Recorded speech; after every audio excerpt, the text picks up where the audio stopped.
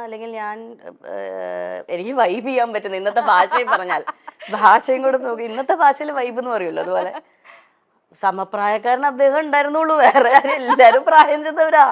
പിന്നെ ഞാൻ ഈ വയസ്സായ ആൾക്കാരുടെ കൂടെ കറങ്ങി അടിച്ച് നടക്കും. ഞാൻ എന്താ എന്നെ കൊണ്ട് മിക്കവാറും അതെടുക്കൂ ഇതെടുക്കൂ കുട്ടി ലൈറ്റ് ഓഫ് ചെയ്യൂ ഫാൻ ഇടൂ ഓടി നടന്ന് കാര്യങ്ങൾ ചെയ്ത് 19 വയസ്സല്ലേ ഉള്ളൂ, 19-20 വയസ്സ് സമയത്ത് അതേ സമപ്രായക്കാര് സിനിമ സെറ്റിൽ ഉണ്ടാവുക എന്ന് പറയുന്നത് വളരെ കുറവാണ്. വളരെ കോ ആക്ടേഴ്സ് ഉണ്ടെങ്കിലേ ഉള്ളൂ. അതിപ്പോ ഞാൻ പെയ്തൊഴിയാതെ എന്ന് പറയുന്ന സീരിയലില് ഒന്നാമത് എനിക്ക് ഭയങ്കര ഹോം സിക്നെസ് ആണ്. ഞാൻ എറണാകുളം വിട്ട് തിരുവനന്തപുരം തന്നെ കുറേ ലോങ് ആദ്യമായിട്ടാണ് അത്രയും ലോങ് ഡേയ്സ് മാറി നിൽക്കുന്നതെല്ലാം. പിന്നെ നമുക്ക് ഒരു ഷോട്ട് കഴിഞ്ഞ് അഭിനയിച്ചാൽ ബുക്ക് വായിക്കും, അത്രേ ഉള്ളൂ. പിന്നെ അതല്ലാതെ കുറെ നേരം ക്യാമറ അദ്ദേഹത്തിന്റെ കൂടെ പോയി സഹായിക്കും, കുറെ നേരം ഡയറക്ടർ സാറിനെ കൂടെ പോയി സഹായിക്കും, ഇതൊക്കെ തന്നെയുള്ളൂ. അപ്പോൾ അത് കഴിയുമ്പോഴത്തേക്കും ഇന്ദ്രൻ ഈ പറയുന്ന പോലെ ഇന്ദ്രൻ നാഗർകോയിലാണ് ആ സമയത്ത് പഠിച്ചുകൊണ്ടിരുന്നത്, എഞ്ചിനീയറിംഗിന് പഠിച്ചുകൊണ്ടിരിക്കുന്ന സമയമാണ്. അപ്പോൾ ഇന്ദ്രൻ ഈ അമ്മേനെ ലൊക്കേഷനിൽ കൊണ്ടുവിടാൻ വരും, പിന്നെ ലോങ് വീക്കെൻഡ്സ് ഉള്ള സമയത്തൊക്കെ സെറ്റിൽ വരും. നമ്മൾ ഓരോ കാര്യങ്ങൾ പറയും, ഒബ്വിയസ് ആണല്ലോ. ഇപ്പോൾ ഇന്ന് ഏതെങ്കിലും നമ്മളുടെ വീട്ടിലൊരു ഗ്യാതറിംഗ് നോക്കിയാൽ തന്നെ നമ്മുടെ കുട്ടികളെല്ലാവരും സമപ്രായക്കാരോടൊപ്പം അല്ലേ സംസാരിക്കുക. അങ്ങനെ സംസാരിച്ചു തുടങ്ങിയതാണ്. പിന്നെ സെയിം ടേസ്റ്റ് ഓഫ് മ്യൂസിക് ആണ്, പറയുന്ന കാര്യങ്ങളിലും കുറേ ഈ പറയുന്ന പോലെ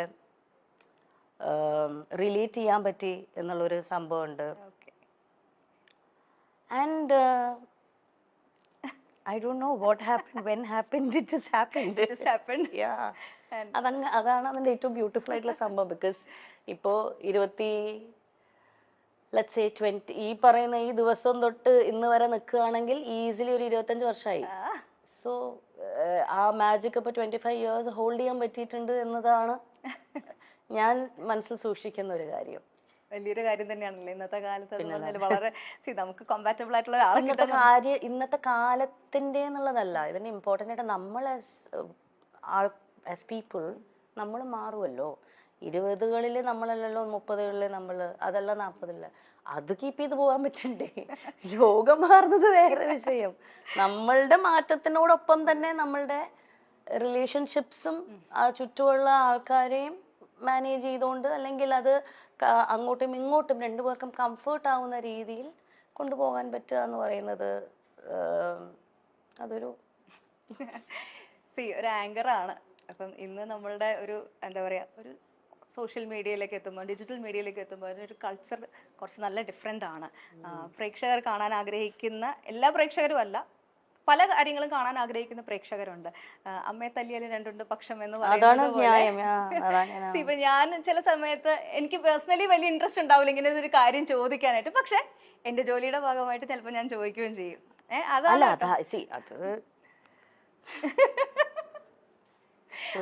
അപ്പൊ ആ ഒരു അങ്ങനെ ഒരു ആങ്കറിങ്ങിൽ വന്നിട്ടുള്ള ഒരു മാറ്റം, ഇപ്പം ഇന്റർവ്യൂസ് ഇതേപോലെ കഥ ഇതുവരെ അല്ലാതെ തന്നെ ഒത്തിരി നല്ല നല്ല ഇന്റർവ്യൂ പ്രോഗ്രാംസ് ചെയ്തിട്ടുണ്ട്. ഞാനൊക്കെ കണ്ട് ഒരുപാട് നമ്മുടെ അപ്പൂസൊക്കെ ഭയങ്കര ഫാനായിരുന്നു കേട്ടോ. കഥ ഞങ്ങളുടെ ചാനലിൽ തന്നെ ഇങ്ങനെ ഒരു ഷോ കോൺസെപ്റ്റ് കൊണ്ടുവന്നത് കഥ ഇതുവരെ ഇൻസ്പയർഡ് ആയിട്ടാണ്.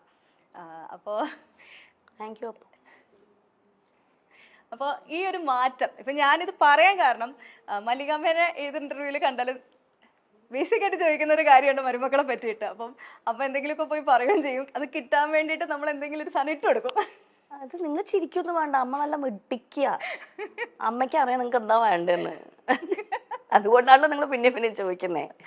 നിങ്ങൾക്ക് ആവശ്യമുള്ള സാധനം അമ്മ തരുന്നുണ്ടല്ലോ, അത്ര അറിഞ്ഞാൽ മതി. എനിക്ക് സോഷ്യൽ മീഡിയയിൽ എന്താണ് ട്രെൻഡ്, എന്താണ് പ്രേക്ഷകന് വേണ്ടത്, എന്താണ് ചാനലിന് വേണ്ടതെന്ന് കൃത്യമായി അറിയുന്ന വേറൊരു വ്യക്തി ഉണ്ടോ എന്ന് എനിക്ക് ഇപ്പോഴും സംശയം. അമ്മയുടെ ഞാനെപ്പോഴും അത് പല ഇന്റർവ്യൂസിലും ഞാനത് പറഞ്ഞിട്ടുണ്ട്. അമ്മയുടെ പ്രായത്തിൽ അത്രയും റെലവെന്റ് ആയിട്ട് നിൽക്കാൻ പറ്റുക എന്ന് പറയുന്നത് ഭയങ്കര ഡിഫിക്കൽട്ടായിട്ടുള്ളൊരു കാര്യം തന്നെയാണ്.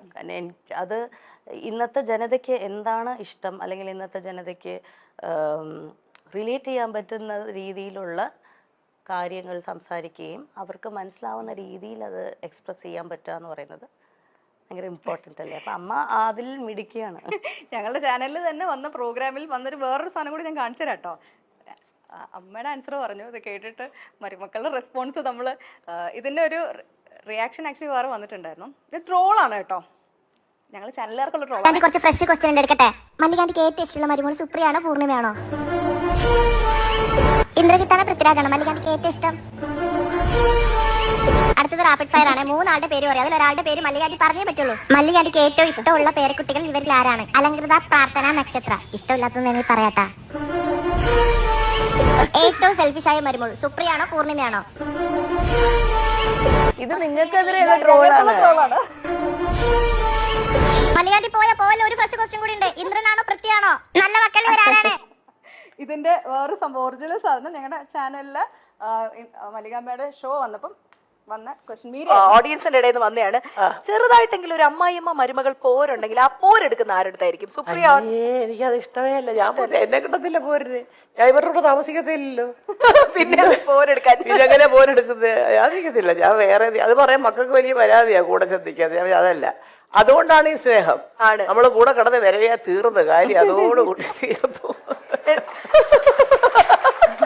അല്ല, എന്നാൽ ഒരു ഇച്ചിരി മല്ലികാന്റിക്ക് ഒന്ന് ഇവളെ ഒന്ന് സൂക്ഷിക്കുന്നതാണ് നല്ലതെന്ന് തോന്നിയത് ഇവരിൽ ആരെയാണ്? നിങ്ങൾക്കിത് എന്താണ് എന്തറിഞ്ഞാലാണ് നിങ്ങൾക്ക് സന്തോഷാവുക?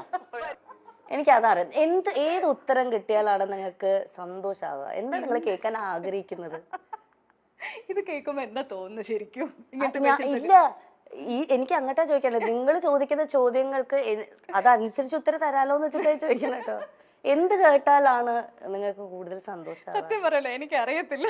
ഞാൻ ഈ ക്വസ്റ്റ്യന്റെ ആളല്ല. സത്യസന്ധമായിട്ട് പറയുവാണെങ്കിൽ ഈ ഇന്റർവ്യൂസ് ഞാനിപ്പോ സിനിമ കുറെ ഇന്റർവ്യൂസ് ചെയ്യണ്ടല്ലോ. ഇത് ഒരു മാറ്റമാണ് ആക്ച്വലി, സമയത്തിനനുസരിച്ചുള്ള മാറ്റമാണ്. ഇങ്ങനെ വളരെ പേഴ്സണൽ ആയിട്ടുള്ള ഇറലവെന്റ് ആയിട്ടുള്ള ക്വസ്റ്റ്യൻസ് തന്നെ ഞാൻ പറയും. പക്ഷെ ഇങ്ങനത്തെ ക്വസ്റ്റ്യൻസിലേക്ക് ആങ്കർ ചോദിക്കുന്നതിനെ പറ്റി ആ ഒരു ജോലിയിൽ ഇരുന്ന ഒരാളാണ് അല്ലെങ്കിൽ ചെയ്യുന്ന ഒരാളാണ്. എനിക്കൊരു പേഴ്സണൽ റൂളുണ്ട്. ഞാൻ മുമ്പിലിരിക്കുന്ന വ്യക്തിയെ അതിപ്പോ ഒരു ഇന്റർവ്യൂവർ എന്ന രീതിയിൽ ഞാൻ ഇന്റർവ്യൂ ചെയ്യുന്നപ്പം കഥ ഇതുവരെ ചെയ്തപ്പോഴാണെങ്കിലും അത് കഥ ഇതുവരെയിലാണ് എൻ്റെ ലൈഫ് ചേഞ്ചിങ് ജേർണി ആയിരുന്നു കഥ ഇതുവരെ എന്ന് പറയുന്ന ആ സമയത്ത്. കാരണം ഞാൻ ഇന്റർവ്യൂ ചെയ്തിട്ടുള്ള കുറേ മഹത്തായിട്ടുള്ള വ്യക്തികളും അവരുടെ ജീവിത പാഠങ്ങളിലൂടെ ഞാൻ പഠിച്ച കാര്യങ്ങൾ കുറേയാണ്. കാരണം ഞാൻ അവരെ മുമ്പിൽ ഇരുത്തുന്നതിന് മുന്നേ കുറേ അവരെക്കുറിച്ച് പഠിച്ചിട്ടാണ് അവിടെ ഇരിക്കുന്നത്. ഒരു പ്രോപ്പർ ഹോംവർക്ക് ചെയ്ത് ഒരാഴ്ചയോളം അവരുമായി മാനസികമായി സഞ്ചരിച്ചിട്ടാണ് നമ്മൾ ഒരു ഇന്റർവ്യൂവിന് അവരെ കൊണ്ടിരുത്തുന്നത്. ആ സമയത്ത് എനിക്ക് ആ മുമ്പിലിരിക്കുന്ന വ്യക്തിക്ക് ഏറ്റവും ഉചിതമായിട്ടുള്ള അദ്ദേഹം അവിടെ ഇരിക്കുമ്പോൾ അദ്ദേഹത്തിന്റെ മനസ്സിൽ ഓർത്ത് വെക്കാൻ പറ്റുന്ന സന്തോഷം അല്ലെങ്കിൽ അദ്ദേഹത്തിന് സന്തോഷം കൊടുക്കുന്ന കുറച്ച് നിമിഷങ്ങൾ മനസ്സിൽ കൊടുക്കണം എന്നത് മാത്രമേ ഞാൻ വിചാരിക്കാറുള്ളൂ. എൻ്റെ ഇന്റർവ്യൂവിനെ കുറിച്ച് ആലോചിക്കുമ്പോൾ മുമ്പിലിരിക്കുന്ന വ്യക്തിക്ക് ഒരു സന്തോഷവും സമാധാനം ഉണ്ടാവണം. ഞാൻ എൻ്റെ ഏറ്റവും ട്രൂ സെൽഫായിരുന്നു അവിടെ, അല്ലെങ്കിൽ എനിക്ക് എൻ്റെ മെമ്മറബിൾ മൊമെന്റ് ആയിരുന്നു ഞാൻ ഈ ഇന്റർവ്യൂവിൽ സ്പെൻഡ് ചെയ്യാൻ പറ്റിയത് എന്ന ആ ഒരു ഹോസ്റ്റിന് ആ ഒരു ഗസ്റ്റിന് ഫീൽ ചെയ്യിപ്പിക്കാനുള്ള രീതിയിലുള്ള ഇന്റർവ്യൂസേ ഞാൻ പ്ലാൻ ചെയ്യാറുള്ളൂ. ഒരിക്കലും മുമ്പിലിരിക്കുന്ന വ്യക്തിയെ ഡിസ്റെസ്പെക്ട്ഫുൾ ആയിട്ട് അവർക്ക് അൺകംഫർട്ടബിൾ ആയിട്ടുള്ള രീതിയിൽ ചോദിക്കരുത് എന്ന് തന്നെ എനിക്കൊരു പേഴ്സണൽ ആയിട്ടുള്ള അതെൻ്റെ പേഴ്സണൽ സംഭവമാണ്. റൂൾ ബുക്കിൽ പ്രധാനമായി വരുന്ന ഒരു കാര്യമാണ്. അതുകൊണ്ട് തന്നെയാണ് ഞാൻ അധികം ഇന്റർവ്യൂസും ചെയ്യാത്തത്. കാരണം ആരെയും ഞാൻ കുറ്റം പറയുകയല്ല, കംഫർട്ട് ലെവൽ ഭയങ്കര ഇമ്പോർട്ടൻ്റ് ആണല്ലോ. ഇപ്പം ചോദിക്കുന്ന ചോദ്യങ്ങൾക്ക് കംഫർട്ടായിട്ടുള്ളവർ ആൻസർ പറയും, ചിലവർക്ക് അത് അൺകംഫർട്ടബിൾ ആണ്, അവരത് പറയില്ല. പക്ഷെ ഇന്റർവ്യൂവിനെ സംബന്ധിച്ചിടത്തോളം നിങ്ങൾക്കത് പറ്റില്ല. നിങ്ങൾക്കൊരു സർട്ടൻ കോളം ബുക്ക് ഉണ്ട്, അത് ടിക്ക് ചെയ്തേ പറ്റുള്ളൂ അല്ലേ. എനിക്ക് അങ്ങനെ ആരില്ല. ഞാൻ ചെയ്തിരുന്ന ഷോയിൽ എനിക്ക് പേഴ്സണൽ ആയിട്ടുള്ള ഒരു സ്വന്തമായി പറയാറുണ്ട്, ഞാൻ ഇന്ന കാര്യങ്ങൾ ചെയ്യില്ല, ഞാൻ ഇന്ന രീതിയിലേ ചെയ്യുള്ളൂ. എനിക്കതേ പറ്റുള്ളൂ. കാരണം എനിക്കൊരാൾ അൺകംഫർട്ടബിൾ ആക്കാൻ പറ്റില്ല.